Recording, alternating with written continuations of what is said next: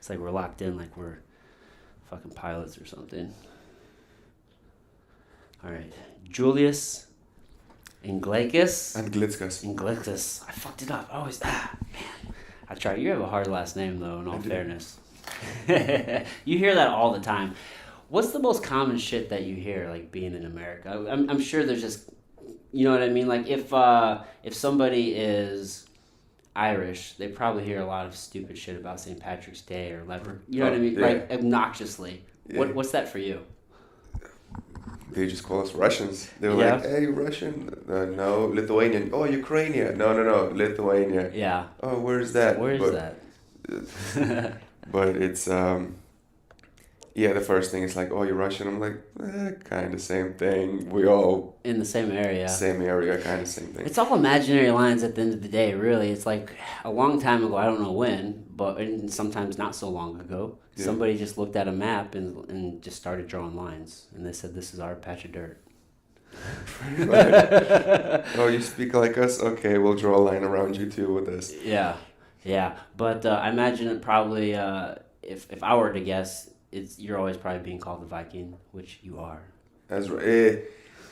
No? A lot of people call me that, but at the same time, like, somebody posted that on Facebook. They were like, oh, Viking, da-da-da-da-da. And then, like, a few Lithuanian people who, like, messaged me, like, yo, yeah, I know Viking, because we fought Vikings in the past. Like, I just called you a Viking. I feel like an asshole. It's like, I mean, people don't know, so it's whatever. But, like, Yeah. I remember in school learning, like, my part of the country, some magicians, because technically I'm not even supposed to be Lithuanian. It was, like, two different countries, I guess. Yeah, we talked about that. Tell me. Let's talk about that.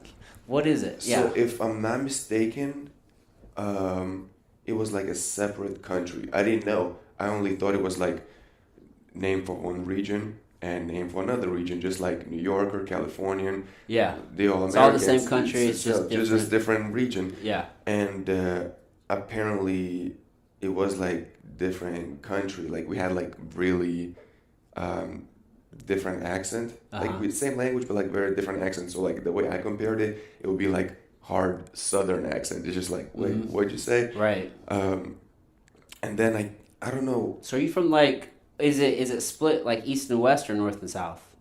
East and west. Okay. And I was in the west side, the closer to the Baltic Sea. Okay. So and we were like, I think, if I'm not mistaken, I mean, every region has like tweaks history in their own way to make themselves look better. Oh, always. It's his story, the winner. Yeah, that's right. So like, from what I know, it's like we were like the last pagans. Okay. But taken by crusaders. So yeah, it was pretty cool. They were like the last ones. We fought them for like the longest. But yeah, with the Viking thing, like I remember in the school, we were learning. I forgot what was the date. But like Vikings were like trying to come over and like take us down, but like we stopped it. So right, they're kind of trying to pillage and take over. You guys like, nope, not our region. Yeah, man. So are you? Wait, I had another thought. I'll just keep going with this one though. But so are you? I mean, you're very like you're a fucking physical specimen, dude. Like you're super big. Thank you. And I met your brother Gabe, and he's also very like physically gifted. Is that common in that part of the region? Like, are you normal or are you like a little above average? You know what I mean? I am a little bit above average, but at the same time, when I came to the United States, I was a bit extra above average. Yeah, I mean, you're bigger than the average person. Yeah, so I do feel it was more in height than anything. In size-wise, it was something that like I had to work. Because I mean, we have small people, they're short people, but I think maybe just a bit above average. Yeah. We have it there than here. Yeah. And yeah, like the size-wise, like I had to work a lot. Yeah, you work hard. Yeah, and it was funny for my brother, for example, in high school. Everybody who played basketball, they hated working out. Oh, it's gonna mess up my shot. It's like, all right, you miss anyway. But my brother was good. My brother was real good. But it was funny how me and him used to go work out, and you work out for a day, you don't see the gains. Okay, I'm gonna go back to shoot hoops. And I remember in college he broke his leg longboarding. I remember that day I was walking. I see him. Hey, Gabe. He drives by me. I go forward. 5 minutes later, I get a text. Hey, your brother broke his leg. What? I just saw him. I go back. He's on the ground with his leg like, and It's all an wobbly. ambulance comes in, and breaking his leg probably was one of the best things that happened to him, because he couldn't play basketball. He couldn't do nothing else but to lift weights. And because, I mean, it takes a long time to heal your leg, he had to lift weights for a couple of weeks, and then he noticed his few first gains, and then he's like, huh, this working out thing works. I know, Like, man. People are so impatient. and he with got it. addicted. Like, he just started lifting with like all like bodybuilder guys and like all the big guys in the school. He just started lifting, and it became his like favorite thing. I was like, finally, huh? You see weights work. Yeah. It just takes a little time. And then he started like doing. When did he start judo? I wasn't in Brockport at that moment. I was already in St. Louis. I remember. Was it in Brockport he did judo, or when he was in the city working? Well, either or. Like, he did some judo. He's like, man, I wish I never did basketball, because like he realized that like basketball didn't get him nowhere. Yeah. He like did not upgrade himself. Yeah. Whenever he did judo for a little bit, he's like, dude, like I feel like if something would happen, like I got this. He now has the means to protect himself. Yeah, he got that like he learned something that like actually matters. Yeah. That could like be actually used instead of basketball. Okay, it's a game. You'll play. Okay, you'll be good. You'll win. Okay, but like when it comes to like, Is this gonna save your life? yeah, but it's when it comes to like your own like upgrading yourself as a person for like better. Like, he's like, damn, I wish I would never play basketball. I wish I would have wrestled and Yeah. done all these like little combat things. Yeah, man. There's something about that one-on-one, the combat kind of based sports. You know what I Yeah. mean? Obviously, he saw you wrestling. Yeah. Yeah, yeah. So growing up in Lithuania, I want to go back there because we jumped in time for a second Yeah. to today. But okay, I want to go over the timeline a little bit because we've talked about it some. Yeah. So you grew up in Lithuania and then you came to the United States when? I was almost 14. Yeah, you're almost 14, Yeah, right? it was summer of 2005. Yeah. So did you wrestle while you're in Lithuania, or like what was available to you? Like what's it like growing up there? You know what I mean? Schools don't have like sports like here. Okay. Like seasons, and like every few months you get to pick a sport. Like, we don't have that there. Like, it's just too much money, too expensive. But we do have clubs where you can pretty much train all year round, which could be good because you concentrated for the whole year. But at the same time, you could burn out. Yeah, burnout. You don't get that like, I'm gonna play football, then I'll wrestle, and then next year you come back excited for football instead of just football, and it's just like. Yeah. Do most people just pick one sport and just do it? Yes, but at the same time, a lot of people don't even play as many sports as people do here. Okay. Because we don't have so many options. So like, I went to school and like some people played on their own. Like, few people did something, but like, I don't know. I pretty much remember going to school and, okay, which of you play sports? You go here, it's like literally, you play sports, these 10 people play basketball, these 10 people do this. In my school, it wasn't like that at all. It wasn't just enough opportunity for that, or it wasn't as easy to do it. Okay. So I remember we had, there was this basketball club, and my brother used to do it.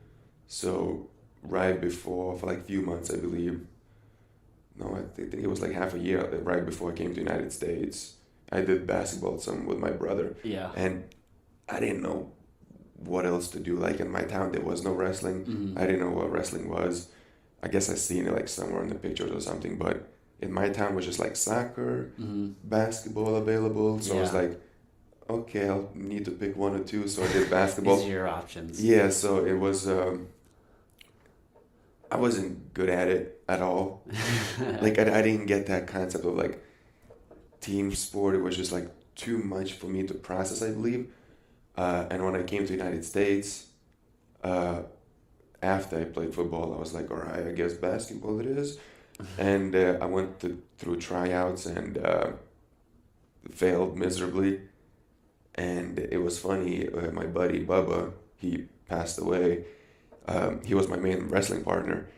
He was like, Julius, what do you do? I was like, oh, I play basketball. He's like, no, basketball's for wussies. You come, you wrestle, you pick people up, drop them on the head. I was like, huh. Speaking my language now. Like, what is this? Yeah. So yeah, like the next day I got the news that I got cut from basketball. So like the same day I went to wrestling practice. And he's like, yeah, Julius. Yeah. I was like, all right, let me show me what this is. That's fun. So this was your freshman year in high school? Yeah. Okay. So you kind of walked a similar path to me in the sense of I didn't start wrestling until I was a freshman in high school either. Mm-hmm. And I kind of knew what it was, but I grew up watching like all like the WWE or as WWF at that time and WCW, like that pro wrestling shit on TV, you know what I'm talking about? Yeah. And you couldn't tell me otherwise, like that wasn't real whenever I was a kid. So I didn't start wrestling until I was a freshman either. And that was just to get better for football. Yeah. That's the only reason I did. I thought it would make me quicker. But I found that I like doing individual sports much better than team sports. Yeah, the way I started football was interesting because I guess they have a thing here where the day before everybody wears a jersey. Yeah. So I'm in high school, I'm kind of like, okay, everybody's with jerseys, okay. Then another week goes by, it's like, well, everyone's with the jerseys again. So I asked everybody, like, what's with this? And they were like, oh, that's because they have a game. It's this thing, like, if you have a game day before you wear your jersey or something. I'm like, oh, football, you say? Okay. Yeah. How do I try this? How do I do this? So, like, I came in halfway through the season, I believe, and it was pretty cool. I remember my stepdad, Anthony, he was, like, teaching me what's offense, what's defense. I was like, what? Yeah. He was, like, trying to explain that flag thing where it's, like, first down, second down, fourth down. Yeah. If you go past that, then, like, the whole thing moves over another 10 yards. I was like, this is a lot. Yeah, there's a lot of intricacies to football. Yeah, and it was, I remember the first play I made it was a kickoff, and I made a tackle. So it was just a big pile that came around. I got the guy. I was like, yeah, I was so excited. My mom was watching the football game. I think that was probably the first time she was watching the football game. And my stepdad said that she thought I made a touchdown. Because you're so excited? Yeah. Because she just didn't know what was going on. Yeah, I mean, I didn't know much either. Like, I was like, the guys had to tell me, all right, Julius, now you push them to the left. Okay. Okay, now you push them to the right. Okay. That's so funny. Yeah, man. And at that time, so did you learn, when you're growing up in Lithuania, do they teach both English and Lithuanian? Is that the language I spoke? Is that Lithuanian, yeah. Okay. Do you learn both simultaneously, or how does that work? Yeah, well, I mean, Lithuanian would just, in school you also learn just like the more like grammar rules. But yeah, everybody speaks Lithuanian, so that like it comes quick, but as in the grammar, it's like crazy difficult. Yeah. It's just like so many rules that it's just like, why do we even have this? Like someone said, let's have it, and now we're having it. Mm-hmm. It's just like so many ridiculous rules that like you don't even need.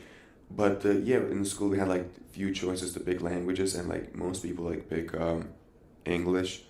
Then you can try like secondary language. It was either Russian or German. Most people took Russian. I tried German for a year. Yeah. So it was fun. I thought just to like switch it up. But English, it's something that I guess it's probably universal language. If you a lot of places speak it, yeah. And it's like if you go anywhere, like if you know English, most likely gonna be good. And so, and like all the movies, everything is like English there, English there, English there. So like without even wanting it, subconsciously you're like learning it a little bit. You like hear on TV, like they speak in English, but you have Lithuanian voice speaking over it. So you like without even wanting it, like you taking some words in. Yeah. So even when I came here, it was funny because we only thought we were gonna stay here for the summer. Yeah. And I think sometime in July, it was just one dinner time, and we just started talking out of nowhere. Like topic brought up, and we just decided to stay. Just out of nowhere, like we're just talking, and then 5 minutes later, okay, we're staying. So now, when you moved over here, so you're visiting for the summer. Yeah. If I remember right, correct me if I'm wrong. Like you and your brother were back in Lithuania, and your mom was here, right? Yeah. My mom, my dad, they both moved to the United States. Me and my brother lived with my grandma for like 5 years. Okay, and you guys wanted to stay back, or what kept you there? Well, we thought my parents gonna come back. Oh, okay. We always thought they're gonna come back, but they just like kept staying and then like staying. I mean, everybody needed money. We were like in trouble at that moment, and so they just kind of kept staying. So it kind of slowly conditioned us that it's like to be just with the grandma. Yeah. And because it wasn't like, okay, you're not gonna see us for 5 years, and it would have been like, yeah, that would have been. now it was just like, oh yeah, we'll see you next year. Okay, cool. Year it's long, but okay, cool. We'll see you next year. And then after that, it was like, we might stay a little longer. Okay, so it was like slowly conditioning us to like feel okay with it. Yeah. So it wasn't like too bad. Yeah, because you didn't think it was forever. Yeah. Okay, so they came over here initially planning to be here for a year. Mm-hmm. You think maybe they knew they were gonna move over here and they just told you guys a year? Well, because they're like, hey man, I don't know how long it's gonna fucking take to get settled in and make it so it's okay for you guys to get here. Let me go over here and get set up and not tell you guys.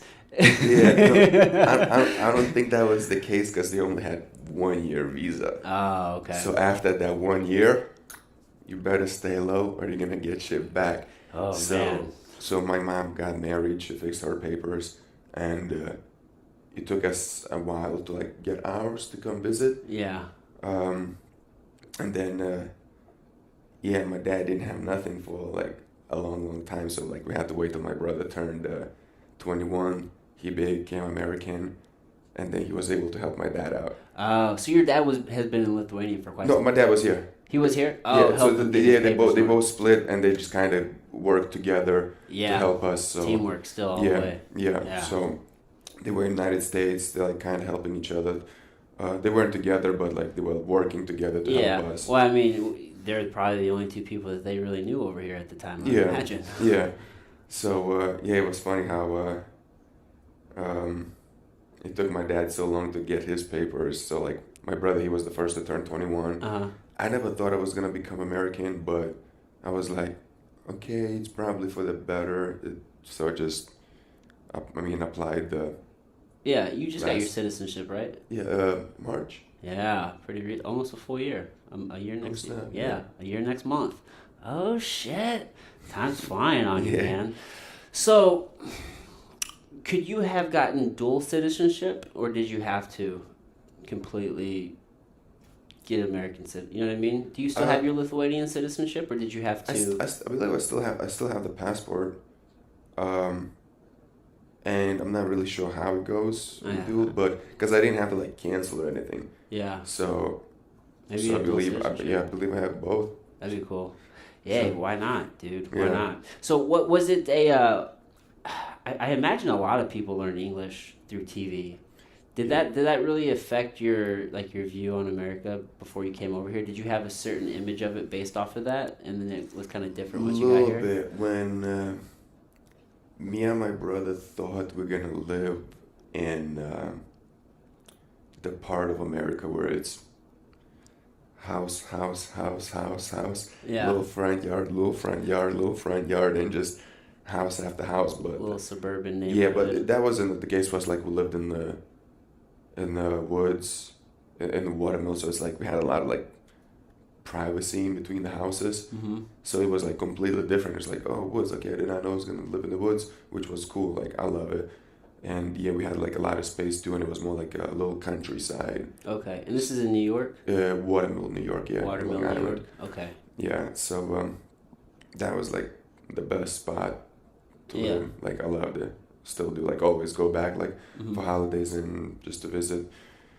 So do your okay, so when you say you go back just to visit for holidays, so your family still lives in that area? Yep, everybody still lives there. Like it was funny because like here, I came here to finish wrestling. I found the gym. I transferred to Lindenwood, got my master's, and now just kind of, I guess, trying to make it in fighting. Yeah.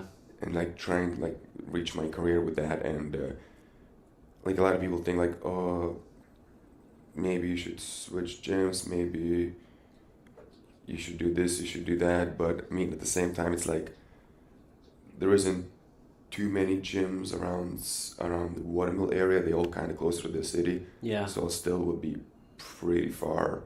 And at the same time, switching gyms is not the answer.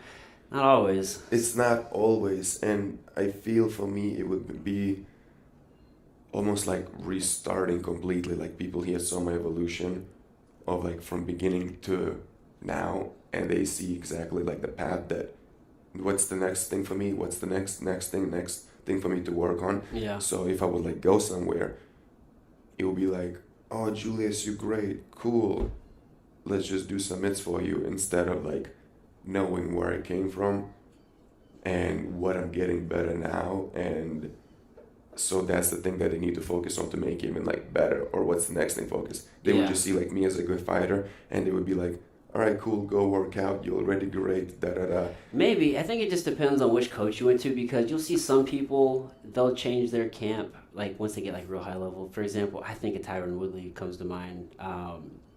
He was at American Top Team for a really long time, and then he went to Duke Rufus. He started doing some camps up there at Rufus Sport, and I don't think I mean obviously they knew he was great, but to get that outside perspective, or just from a different coach, sometimes it can help you elevate your game. Yeah. Now with that being said, some people fucking make that jump entirely too prematurely. You know what I mean? And it's not always necessary. There are a lot of people who keep the same camp and do just fine, or you maybe. You have your main gym, and then for like a week or two, you go cross-train. Like, there's ways to do it. Get different look. It's like, oh, that's how it looks. Okay, now I'm going back to my people, and I either bring it back, or are they going to continue my what's next? Right. But yeah, they're always different looks. It's like, will stimulate your brain differently.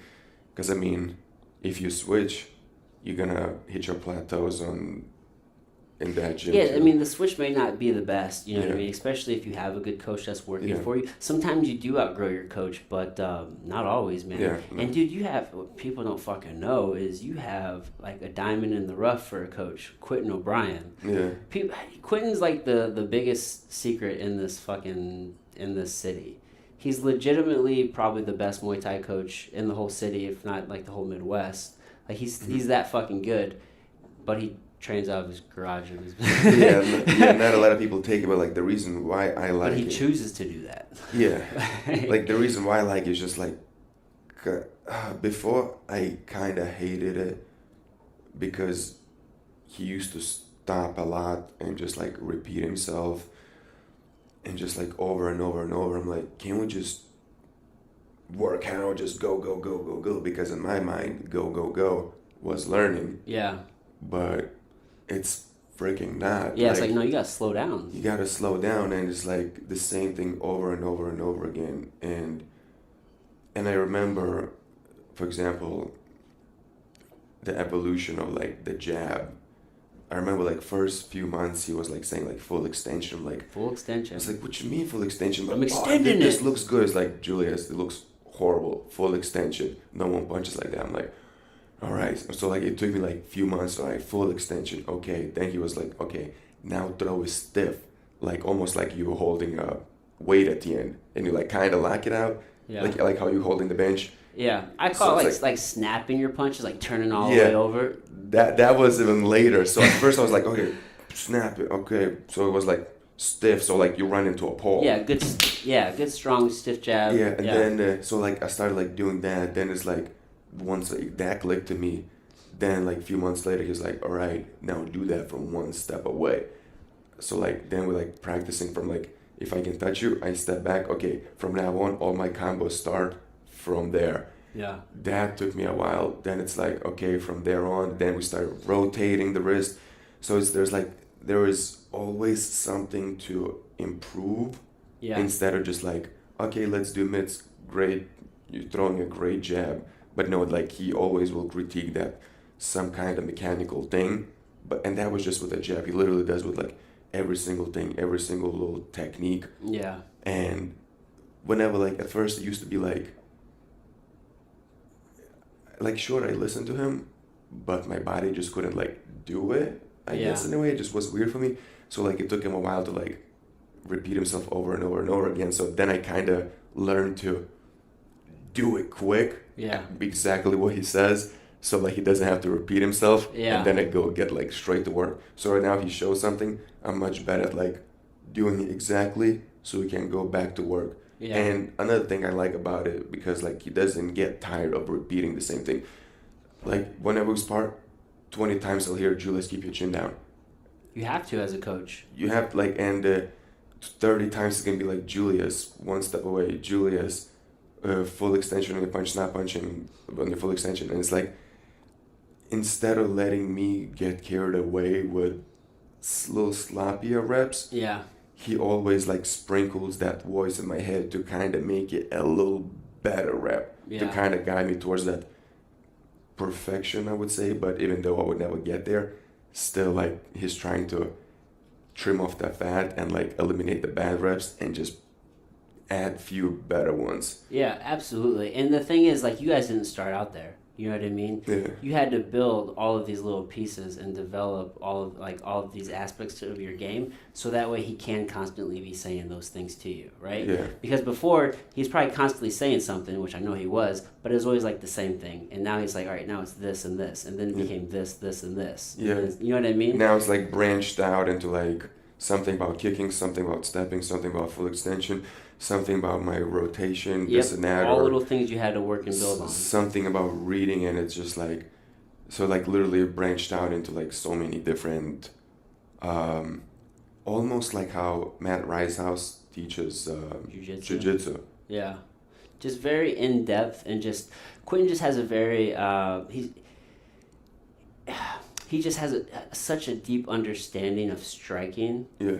And he's able to really look at body mechanics and break down movements, just second to none, really. Yeah. You send him film, and he'll just start breaking down. He'll point out holes and different things, but then he'll help you, and then which all good coaches should be able to do. Unfortunately, not a lot of them can.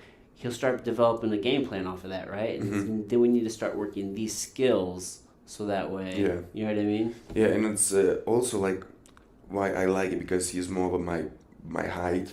Yeah, he's a good training size. partner too. So even being a good training partner, like I'm most likely not gonna be able to move like smaller guys move, even though it could be same mechanics. Yeah. Same way to throw the jab, stiffness, all the pivoting and everything. It's still, I can't mirror that. Like, just because you're smaller, like, something like you can do still get away with that I can't because of just size difference. So, like, Quentin being closer to my size, it's like I get that look of how it would, like, should look. how I should look, or, like, how it would be, because with a smaller guy, it's like maybe get away because you're lighter, and it's just like... Yeah, you see that a lot, man. I mean, you see little guys trying to coach big guys, or vice versa. You see bigger guys maybe trying to coach little guys, and there's not an understanding there because the bodies don't work the same. Yeah, and it was funny. I remember my first LFA fight. I see Quentin watching the video. He's like, "Oh, okay, we'll do this." I'm like, "All right." So every time he's like this, he's gonna strike. Every single time you're gonna see his shoulders go a little square, He's gonna shoot. He's gonna teep. Oh, he's gonna teep? He's gonna teep. He's not gonna throw punches, he's gonna teep. Yeah. I'm like, alright. And the second he's gonna switch to southpaw, he's not gonna throw punches at all. He's gonna throw a kick. Watch out for these three things. I'm like, alright. Yeah. And like literally it was so bizarre because like Eric Murray was going like punching like in a regular stance, and then he would just go just for a split moment. It's like, oh, teep is coming, catch. Yes, that's so cool. He's really good at catching those like a tail that somebody has. You know what I mean? He did that whenever I fought Daryl Cobb. I fought Daryl Cobb in kickboxing, and he did the same thing. He's like, look, every time he does this position, this is what he's doing. Every time he kind of goes into this position, this is what he's doing. And it takes a very trained eye to be able to do that. Yeah. I mean, like, the practice, like, sometimes gets old, just like any practice, but at the same time, like, I've been going to his garage for so long that sometimes, like, I get excited, and then it's just like, okay, today I'll just go a little easier, because it's same rep, same thing over and over again. Over and over. But at the same time, that's exactly what needs to be done. That's what it takes, man. That's what it takes. That's exactly, like, what needs to be done, and just, like, sometimes just like, oh, we're doing, like, same thing, but it's like, no, good reps. Yeah. Just find yourself not getting carried away in doing bad reps, because you see all these great fighters who eventually just kind of start getting lazy, comfortable. Oh, yeah. I won 3 fights in a row. All right, I don't have to do this consistent work anymore. So then they're just gonna start like going easier, and then they're all the rules with the jab or with any punch just kind of start like fading out, the little things, lazy. And it's gonna catch up to you. And now like the probability of you catching the person with it is just starting to decrease. Yeah. So since it's going down, probability of him being successful is gonna increase, and now you're gonna start losing. So you just gotta always be on that boring perfection all the time. Whoa. What you're telling me, Julius, is that the way to be good is just to do the basics and the boring shit over and over again? It's not basic, but it's like trying to get it like always like good and good. Yeah. That well, you're doing what works, right? And it's not sexy. There's nothing special about it. It's just putting in the reps, putting in the work, and like staying consistent, right? Mm-hmm. I mean, don't get lazy, right? Yeah. Doing the things that you're supposed to be doing, right, every time. It's all about quality reps, really. I mean, so many people want to put it, and it's easy to do with MMA to put in a ton of hours training, but if it's all for nothing if it's not like quality training. Yeah. And that was another thing he said, which it took me a while to get at first. He was like, all right, you want to get as many good reps as possible. And I'm like, okay, but while I'm doing this rep and I'm thinking about all these little things, it's kind of like slowing me down. Yeah. While from like somebody looking from the outside, if you just go, da-da-da-da-da, like, oh, you look great, you look fast, like you just killed the combo. But Quinn is like, no, slow down, do the rep correctly with all the little ideas and all the little things in your head. Sure, it's going to be a bit slower, but you're doing it right. And I had a little thing with it for a while because like I wanted to go fast and just kill the combo and look good. But at the same time, then I realized for him getting on me about it, month later of doing proper reps, it started turning into like second nature to do it without thinking. Mm-hmm. And that's when it clicked to me that it's like, okay, if I do all these correct reps for so long, I'll finally reach that point where it's becomes a second nature. So always give myself like 1 month rule. It's 1 month rule. If I'm gonna do something right now that's like just awkward, uncomfortable, but I know it's right, but I hate it, okay, I'm gonna still do the same way even though it's awkward and weird, because I know within the month this will become the second nature instead of just kind of going through it fast and not doing it properly, and then month later I'm exactly where I am right now and I didn't get better. Yeah. Because everybody always thinks month is not gonna come, but what did I do last month? Yeah. Like month ago it was what was it, January something. Okay, so if I would have told myself then to work on something right now would have been the time that it would have been a second nature. Right. But for everybody, no, month doesn't ever come. It's like, oh, I'll do it later, do it later. But if you do right now, for example, strength training, just how we talked about my brother, he didn't want to do it because those few weeks to notice that gain will never come. Yeah. But the second it came, it's like he became addicted. He's like, oh my God, this works. And then he started lifting more and more. So that's why like I push some people to do like strength training a little bit. Yeah. Like even after practice, just to like a little bit, like, okay, what you liking on? For example, I was telling Futrell that like he's great at striking, grappling, and all that. But I was like, Futrell, like I feel. Futrell? Yes. For, so I feel like for the listeners. Yeah. So I feel like that was like one of the little things that he could have like sprinkled on in his game, was just to get a little more raw power. So I told him, I was like, dude, like just every day after practice, add 15 minutes of something specific within a month, which is going to come quick. It's going to be, you're going to grow noticeably into something. So like we did it at first and then he like laid off from it a little bit. So I was like, hey, did you do it for a month? He's like, no. I was like, exactly, right now it's a month later. You could have been there. You could have been there. Yeah. So I always try to give myself that understanding of like 1 month later, that will be noticeably better, or something will become second nature if right now it's uncomfortable and just awkward for me. Yeah. Normally, especially in the fighting realm, normally if it feels weird, you're probably doing it right. Yeah. You know what I mean? Because, I mean, you're creating those pathways, so you're building that muscle memory, and that takes a lot of reps. But, yeah, man, I mean, people are just so short-sighted. I mean, you're obviously looking at the long-term gains, like the delayed gratification. Like, you'll know you'll be happier in a month. Yeah. If you deal with this uncomfortable shit. And it took me a while to like notice that, like to like make that a rule. Yeah. It's like now it's like, okay, 1 month rule or like 1.5 month rule. It's like, okay, if I start right now, I know for a fact the month will come. Yeah. Because I did so many times where just like I procrastinated. It's like, oh, right now it would have been one step ahead because month and a half ago I just said I'm gonna work on this and that, but I didn't. Yeah. So I just kind of did enough of those times where I just procrastinated or I didn't do anything. And right now it's like, okay, 1 month rule it is. Yeah. I do it, a month from now, which is gonna come, I'll be noticeably ahead of everybody else who did not put that 1 month of specific thing. Yeah. Dude, I mean, 30 days is not that long. It really isn't. I mean, anybody can do anything for 30 days. Yeah. And we feel like it. Like I said, tomorrow's never going to come. Like, a month is so far away. How could I possibly stick to a diet for 30 days? It feels like forever. I want that cookie now. Yeah. Or how could I possibly stick to that weight training program?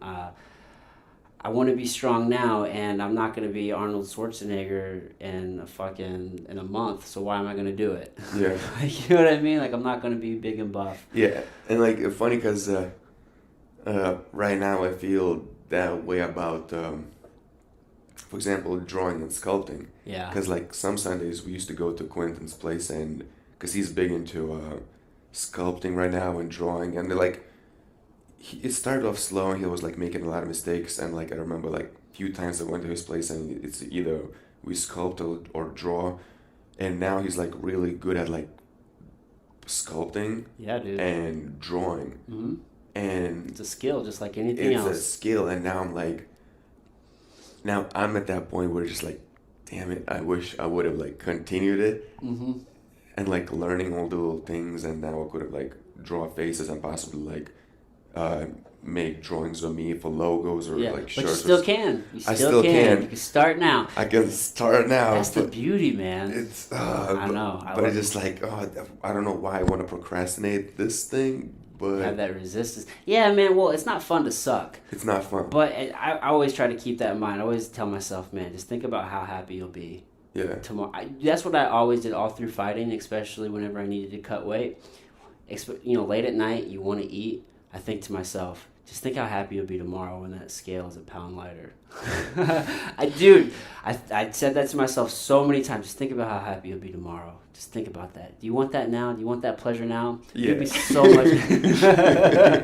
But yeah, dude, that's just the process with getting better, man. It just takes time. It takes reps, and with anything, you can get better at it almost. I mean, if it's a skill, it can usually be built. I mean, some people are a little bit naturally adept to certain things. But in general, I mean, you can get to a certain level of proficiency no matter what it is. You just have to put in the time and effort. It's uncomfortable. Yeah. But all great things come through work and discomfort, really. Yeah, because right now it's like at night when I would have a time at my place, I'm just like, yeah, I could practice drawing right now. All right, StarCraft there is. Yeah, dude. Well, I mean, fuck, you're sick in the kitchen. I see your snaps, man. You make some of the best looking food. What's your diet like?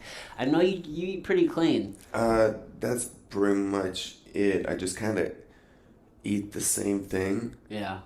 Like sometimes I switch it up. But usually it's kind of like the same thing. It's just like chicken, rice, mushrooms. And it's kind of been for so long, pretty much that same idea. Yeah. That I try to make the same thing, but make it look differently to trick my mind that it is something different. Maybe one day I'll cut the chicken into cubes. Maybe one day it'll be one solid piece of chicken. Maybe next day it'll be in strips. Maybe one day it's going to be mixed with the rice. Maybe rice is going to be on the side. So, there's a lot of ways to do it. There's a lot of ways to do it. And then like maybe I'll add just like one day I'll add broccoli on the side or like a little bit more vegetables.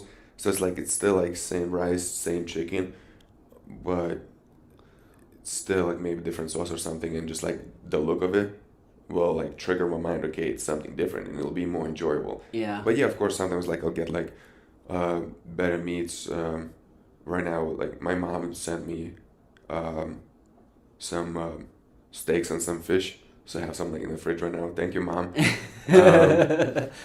So you mostly just eat chicken because it's cheap? Yeah. I think it's more, it's pretty affordable. You can get like a big, like, I don't know, what, Yeah. 5-pound bag of chicken breast. Yeah, so it's like, and yeah, I guess besides that, it's just not eating too much junk, if not any.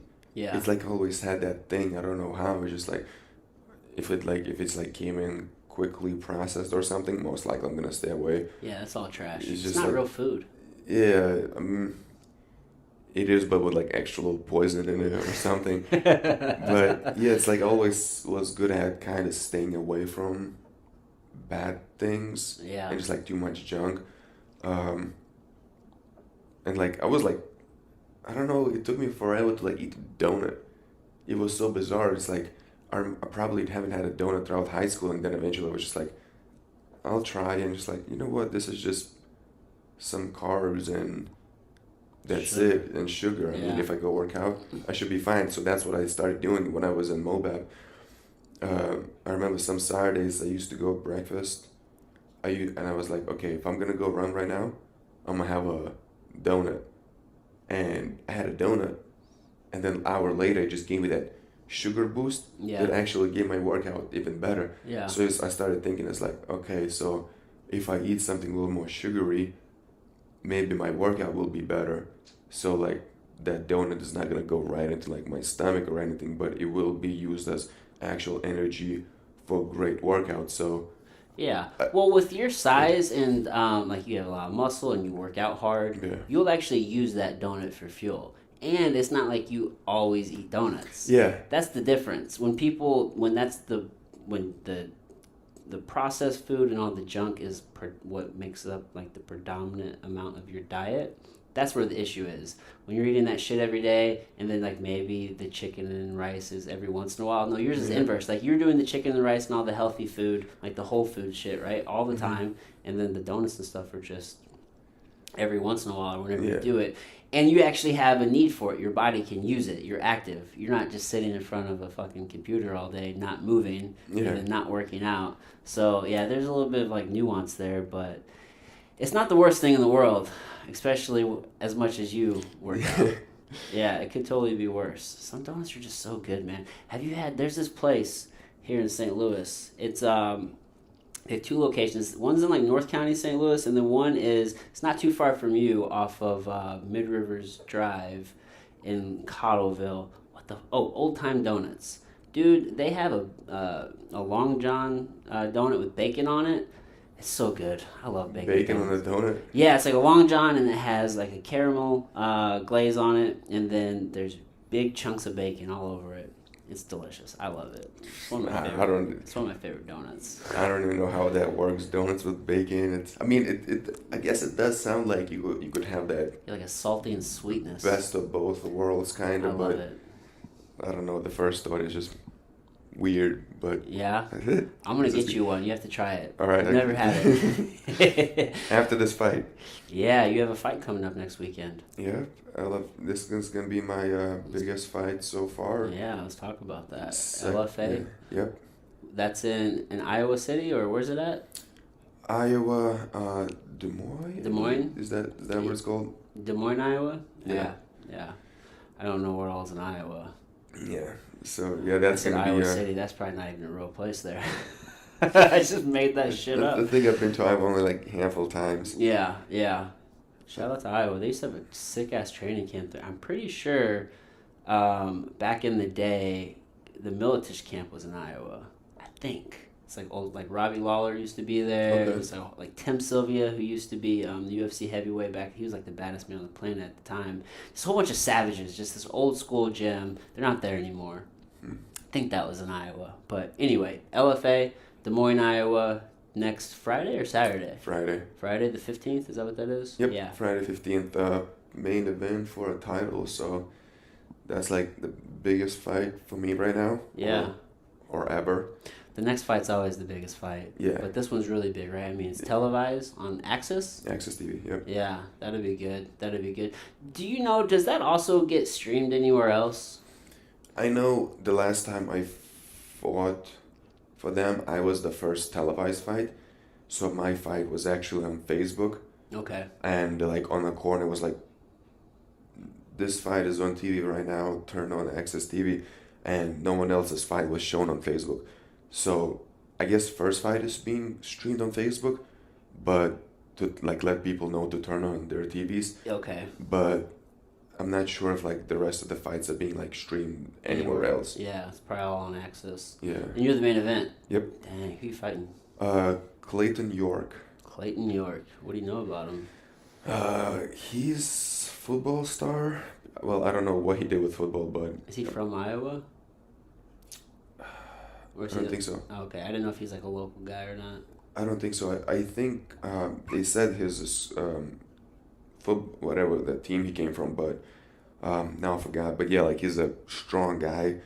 On the feet, he looks pretty relaxed and all that, but like his strength is shoot, put you against the cage, take you back. Yeah, and be big and physical and try just hold you down. But yeah, is that 205? Yeah, so it's definitely gonna be tough, but like I worked hard for it. I did a lot of things. Yeah. To get ready, and I feel I had like a lot of the most consistent hard days than I usually do. Yeah. Which was good. It kind of got me going into that mindset of like always just go, go, go. And I rested a lot too, but like worked a lot too. So it's like, I'm going to see how it plays out. Did I overwork? Did I overtrain? I don't think so. So yeah, we'll see. Yeah. We'll see how it's going to like play out. But like, I do know like I did a lot of stuff for this one. So you better come out my way or I'm going to be pissed. Shit, what's camp been looking like for you? What all you been doing this camp? Anything new, anything different, or just a lot of different? I mean, just a lot of days. What's camp? Good camp, I imagine. But what's it been like? Yeah, so like always regular classes, like always. What's a typical day for Julius? Obviously, depending on the day, is what you're gonna do as far as training. But yeah. Kind of what's an average day for you? Usually I get to like sleep in a little bit. So I sleep in, wake up. Before like when I still had a Mandarin job on the weekend, I didn't have too many like one-on-one clients. Yeah. So I was able to kind of just like chill and go to practice. So I used to just like if also I didn't have a fight coming up, that's when I was like really just kind of chilling, laying back. Yeah. So I used to wake up, eat, go back to sleep, wake up, go to practice, another practice, go home, play video games, go to sleep. But right now, since like this year I was like busy with fights and all that, I would just like wake up, train, go eat, maybe nap, train again, eat, maybe train. I did realize making 3 a days, it's a no for me. It's too much. It's too much, and like I had that ego thing that I guess carried away from younger age, where just like you healthy and you can keep going. Yeah, more is better, right? More is better. Yeah. And which sometimes they still sprinkle in that idea, oh, you gotta work a lot, you gotta work hard. It's like, okay, but if I do, I'll get hurt, because when you tell me that, it's like, sure, I'll already do that, but whenever you tell me that again, I might do a little extra, and that's gonna like not be good for me. So I kind of also came to the conclusion that 3 a days I should avoid completely, because I won't stop until I get hurt. And when I get hurt, I need to stop for longer. Yeah, that's where people mess up all the time, especially in MMA. I find around the gym, I'm always telling people they need to rest. Because I've been there, like, I've done all those fucking, like, a marathon weekend. Like, I would wake up on Saturday, I would do jujitsu, and then I would go out to the headquarters, and then we would run, and we'd run and we'd do a circuit, and then we would spar, and then on Sunday I'd wake up, and then I'm going to meet up with Quentin again so we can go to the track and we can run and do sprints. Yeah, I remember that did those two. And then immediately after that, I'm going to fucking St. Charles MMA so I can do live jiu-jitsu, and then immediately after 4:30 sparring. Yeah. It's like, that is so hard on the body, just constantly go. And sometimes you just have to rest, because you might be able to get a little bit more today, but like you said, what if you get injured? What if you get sick? Now you got to wait 2 weeks, as opposed to just taking one day off and getting back to it tomorrow. You know what I mean? Yeah, like, so this training camp, like, me and my coach, head coach Mike Rogers, like 3 times a week we used to like meet up in the mornings and just like do mitts, bag, footwork, bag, just to kind of get that long, draggy go. Yeah. So that helped me a lot. So like I appreciate him like always like making time and coming in and just making sure I'm there. Me and Carlitos, like, he always on me about it. Yeah. And like all the rest of the guys at open mat. Yeah, I remember like, hey Carlitos, can you help me? He's like, of course. I'm like, all right. So I usually just, he doesn't even like drill on me. It's just like me drilling on him, and he just gives lots of resistance. Mm-hmm. And like even just by round 1, I'm dying, and he's like, you weak. I'm like, it's so, well, it's almost like, for lack of a better term, it's like going with a live dummy. You know what I mean? Yeah. Because you're getting a lot of resistance, almost like dead weight that you would from a dummy, but it's a human being, and he's going to move and stuff, and he can keep a higher pace. Yeah, and plus, like, you don't give him turn to shoot back. It's only you. Exactly, it's just you going like, by yourself. It's like, I don't want to do this no more. So, and like, another one that I like is Saturdays. We plan, because Saturdays we don't just get the rounds in and leave. They're like, a lot of people, if you're like not sparring at the moment, you're like watching, like yelling at people to like do specific, what's the word? Technical or Technique, like, body mechanic stuff. Yeah. Like full extension, stiff. Yeah. What just happened and why it happened. Yeah, you're coaching the so whole like time yeah, as well. we're coaching all the time, and also if especially like we have fight coming up, like whoever has fight coming up, they get like shark baited, or what we call it, like go through hard rounds. So we kind of plan, okay, we have this many weeks. Okay, today Julius, you're gonna get 2 5s will shark bait on you. So it's like every minute and a half, like fresh guy comes in. So this fight camp was pretty cool because we had a lot of time to build it up. And last week we got some warm-up spar rounds in. Then we had like 4 5s where they just attacked me. Every minute and a half is just like throwing blows. So it's like you learn to cover up real quick and then fire back. And plus they're yelling at you to do like the right thing, and you don't want it, you're tired, but it's like, no, you got to do the right thing. Then the third man is Jeremiah. He's like shooting at me all crazy, lifting me up. I'm like falling, gotta get back up, and he's like shooting again. I'm like, what? So it's like from bigger guy just went to smaller, quicker guy, and now it's just like I have to be quick instead of just throw bombs. So like those 4 rounds were just like live live or die type of rounds. And the 5th one was just like, all right, Julius, mid rounds, throw everything long, stiff, crisp, snap, everything, rotate, keep your hands up. Well, you just went through the chaos, right? Yeah. Which is perfect mental training too for a fight, because you have everybody yelling at you, you're tired, you're fatigued, you're thinking about what you have to do, what they're doing to you. I mean, that's a fucking fight, you know what I mean? You get in there, the crowd's yelling, right? But you know, you just got to pick out that coach's voice who's telling you what to do right, and then fucking just go to work. And then it's like right after, it's like, all right, who else has fight coming up? So it's like either me or Byron. So this past weekend I was first, so we warmed up with some rounds, easy rounds, and they pushed through me to like just break me down, and then it's like, all right, Byron, your turn, and then we like do the same thing for him. For the second person, it kind of sucks. It depends how many times they went, because I mean he already kind of pushed me. He already went hard. Getting him, it's like already a little bit tougher, because I remember when Jake Collier, he used to come to garage and we did the shark bait rounds. It's always best to go first. We shark baited him first, and I think it was me, Quentin, and maybe somebody else. I'm not sure, but it wasn't too many of us. So like, I was going for like few minutes with him at once for like few rounds, and I was already tired. It's like, all right, Julius, your turn to get shark baited. Yeah, dude, it's Oh always my best to be God. first in a shark bait situation.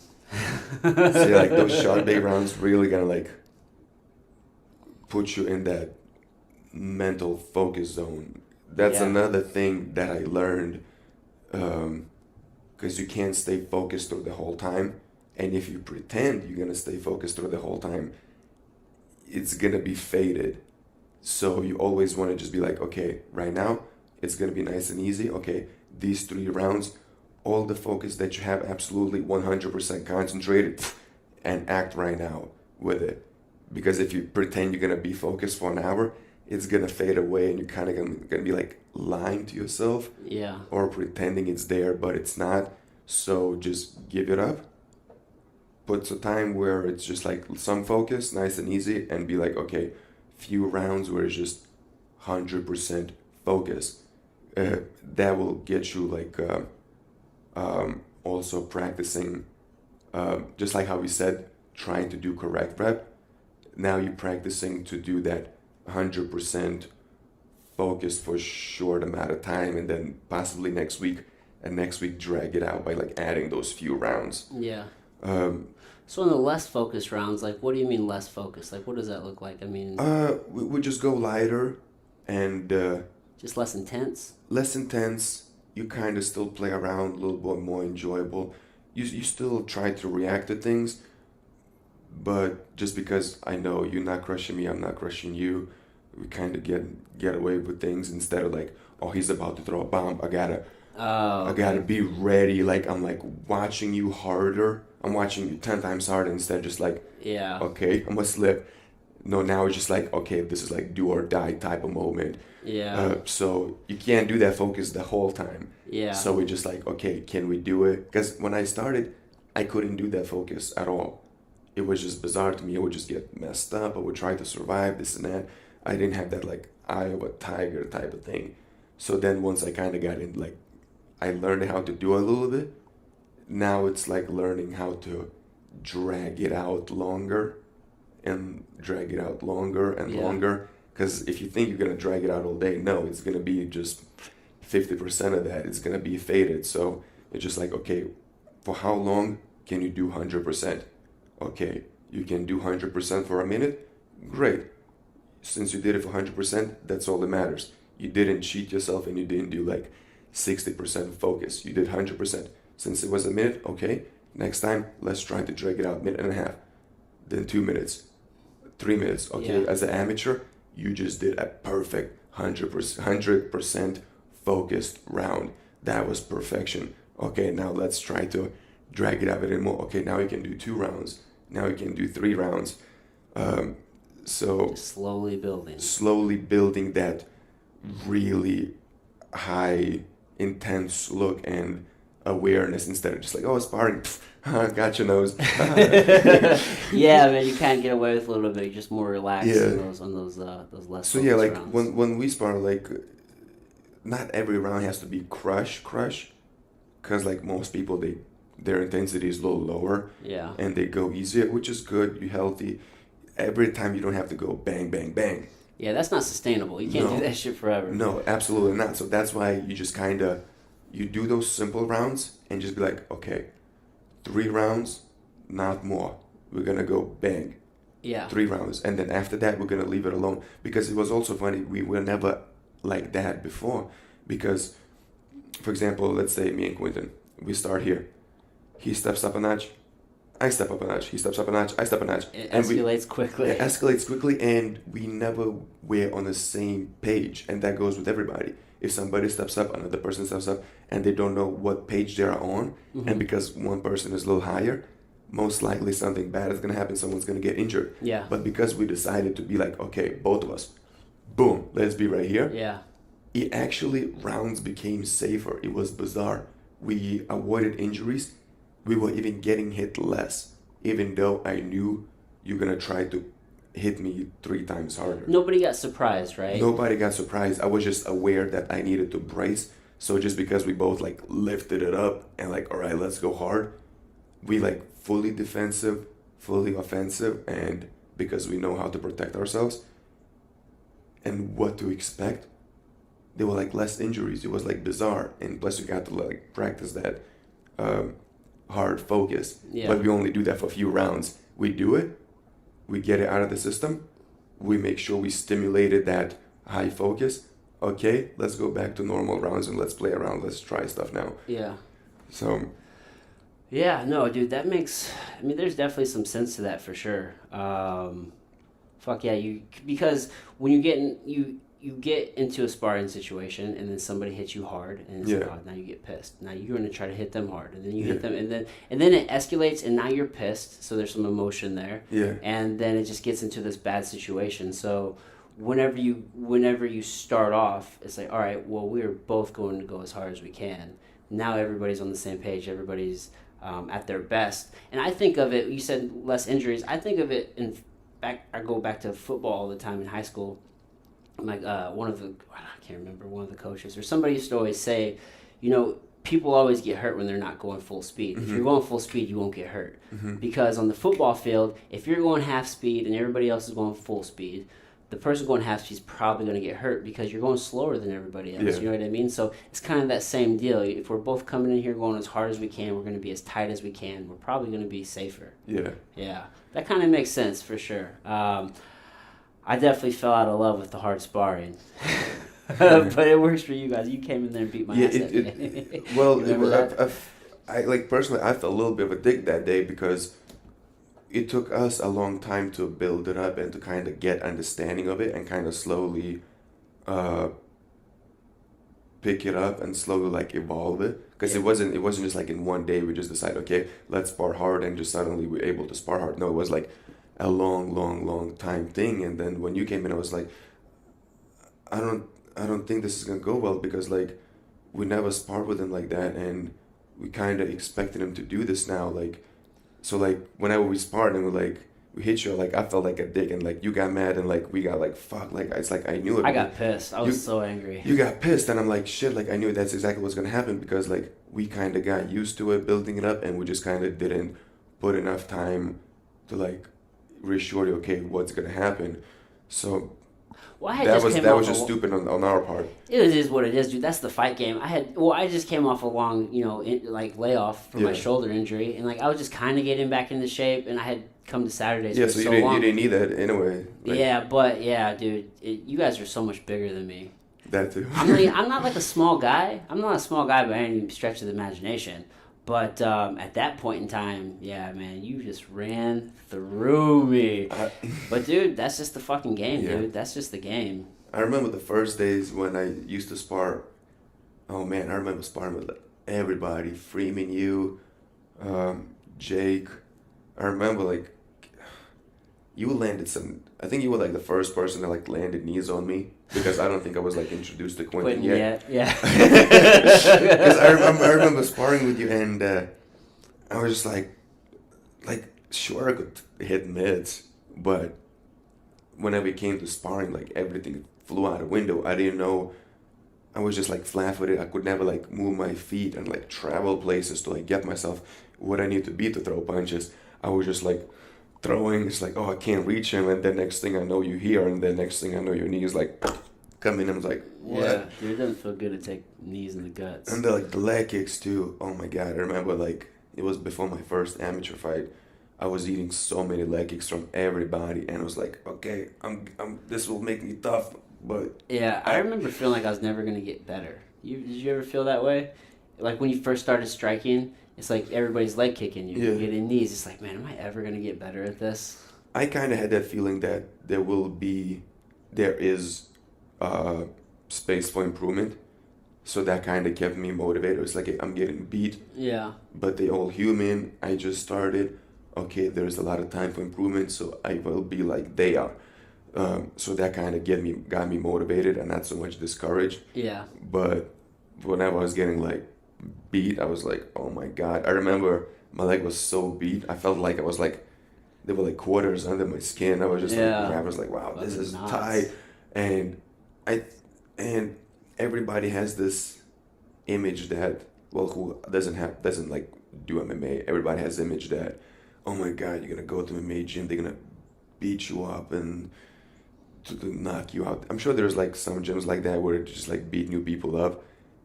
But I remember I started sparring. There was one Sunday. It was me and Jake Robert. We were the first ones. And the first strike he threw a leg kick, and I just dropped because my leg couldn't take it from like weeks and weeks before. Yeah. I just dropped. I was like, he was like, Julius, you have to tell us that your leg is busted. We're not going to kick you no more. I was like, I didn't know I can tell you guys. Yeah, man. Because it feels kind of weird, right? When you're going in there, it's like, hey, man, I'm kind of banged up here. Could you not kick my leg? You kind of feel like a pussy a little bit. Yeah, but at the same time, I just didn't know. That was okay. That's okay, and it's like now I hear that everywhere. It's like, okay, yo, watch my leg. I'm a little beat up. I'm like, yeah, okay, yeah, of course. It's like at that moment, it was just like I thought it was something that I had to deal with, and plus, I never experienced my leg being so chapped up. Yeah. That I just didn't know how to. Yeah. That it's okay to tell people, okay, yeah, watch my leg, like do something else, because if you kick me, practice is gonna be over for me for the rest of the day. You have to take care of your training partner. Yeah, you really do, man. So yeah, he did not know. He just like a baseball bat, just whack. I was like, just dropped. It was like my leg. That's the. Have you ever gotten a deep bruise on your shin, like when you kick an elbow or something? I don't know what you mean by deep bruise, or but just a bruise. Like all I know is I've kicked a shin or I've kicked an elbow. With my shin, and I just feel like there's a bruise on my shin now, but I feel like it's just super. I just feel like it's just deep in there, to the point to where I'll be walking around and I feel like my shin is fine, but then as soon as I threw a leg kick, it didn't have to be a hard one. It just felt like my shin broke.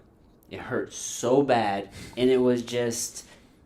It wasn't on the surface. It was as deep as it could, like in the center of my leg, radiating all the way through. I had that. It hurt so bad. Yeah, like a few times, like from kicking elbows, like I thought, like, is my shin has a little hole in it? Yeah. It's like it feels like that something was just like a little pressed in, and like a few times I remember, I was just like, I just ripped the kick and it got checked, and I guess it was like right on like perfect spot. Yeah. It felt like my whole bone just shook. Yeah. Like almost like taking a baseball bat and like hitting something metal. Yeah. And just like the whole thing just starts shaking. I was like, that's the feeling that felt with my leg. I was like, I didn't know if it like broke or wrapped around the shin or what it was, but like I literally feel like my whole shin just like. Yes. Dude, that does not feel good. That's the worst, especially when it happens at the beginning of a training camp, and then now you have to go through a whole camp with that thing. Yeah. It's brutal. So how heavy are you right now?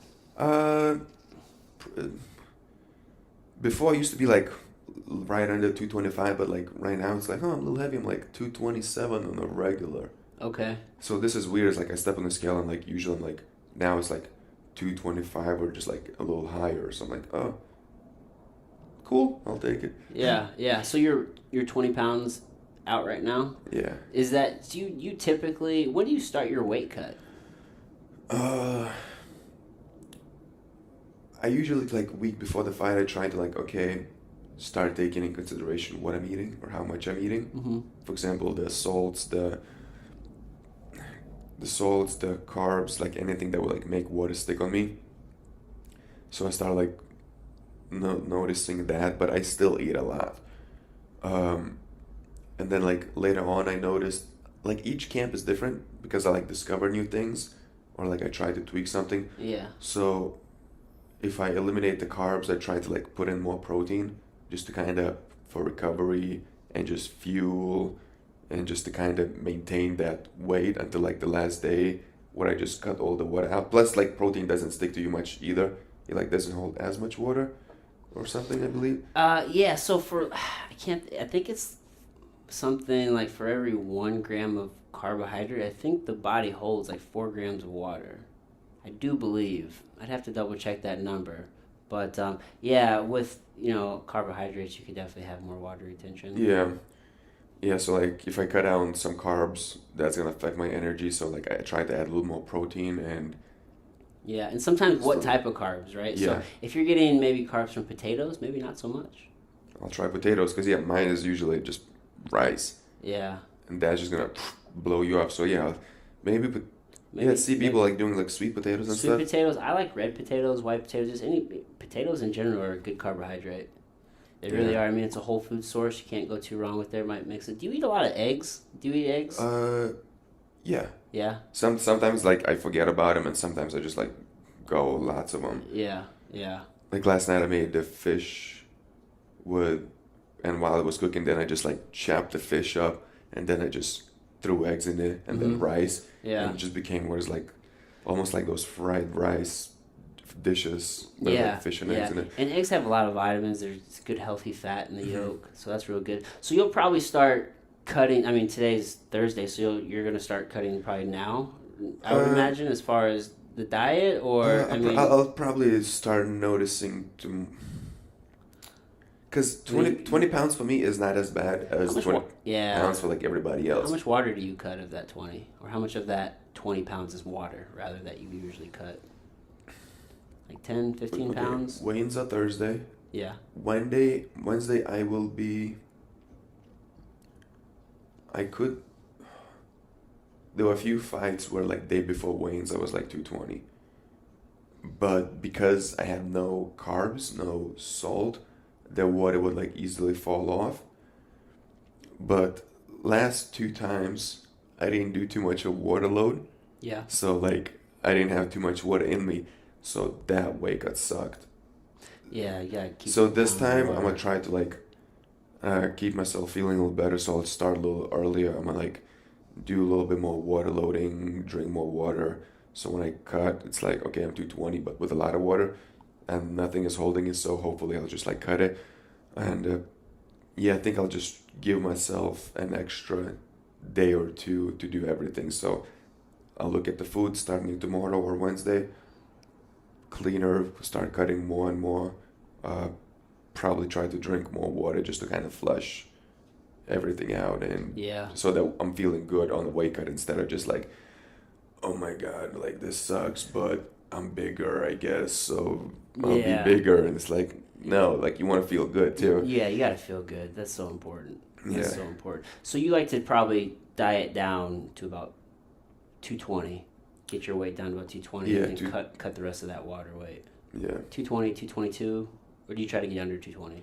Under 220, like if I could get under 220, great. And it was funny when I noticed a few times I was eating less and less, and I was like completely cutting out the carbs, and then I was just eating protein, and it's like it wasn't going any lower. Yeah. I was like, oh, it's not getting any lower. It's like I feel I'm getting smaller, but the weight is not getting any lower. Right. So it was like a mind trick. Okay, do I have a lot of water then? Is it still gonna be easy? How is it gonna go? It's so tough with diet, especially with the ups and downs that we do as fighters. Yeah. And then because with the amount of output that you have to have some sort of carbohydrate. Yeah. You can't just live off of protein and fat. It just won't be enough energy for you with that at that level. I mean, some people can get away with it, but not like a high-level athlete. You need to have carbohydrates. So trying to find that balance is definitely tough, because you need some sodium. You definitely need sodium, but you don't want to have like... It's so weird. The more I've learned about sodium, I've learned that you can actually have more sodium and you'll still flush out a lot of water. It doesn't necessarily make you hold on to water, but you still want to be careful, right? You don't want to like put on any unnecessary added sodium during that, because it's not something you're doing for sustainability. It's just something you're doing for a short time to try to lose a whole bunch of water weight. So it helps to kind of flush that out. It's just such a delicate balance. And it's weird because like right now, I guess I'm I'm 27 right now, and like with each year it will be different. It's like I'll never find... Yeah, your body's different. I'll never find that, okay, this is exactly what works, because right now I'm still trying to figure out exactly what works. So I'm not even able to catch up to what's right now. Yeah. And if I find it what's right now, next year it could be like something a little different. Oh, wait, I did this last year and it worked, but right now it's a little off. So I'll be chasing it again, and the moment I'm about to find it, it'll be 2 years again later, and now I have to find it again. So it's like I'll never be able to find exactly what works, because first it takes few tries, and then plus I'm older. So now it's like, you need to find something else. Yeah, now. you're always tweaking it. Always tweaking it, just like, so I guess like just trying to be as close as possible to what's right. It's the best, but it'll never be the way you want it. Yeah, yeah. Hey man, it's a fucking process. It's a journey. So, all right, man. Let's wrap this up. I don't want to take up too much of your time. We're a little over an hour here. It's been a fantastic conversation. Thank you for having me. So yeah, dude. So let's tell the folks again. Next Friday, LFA, right? They can check it out on Access TV. Access TV, is it two separate channels? I know there's Access TV, but they also said Access TV Fights. Is that like the same thing? I don't know.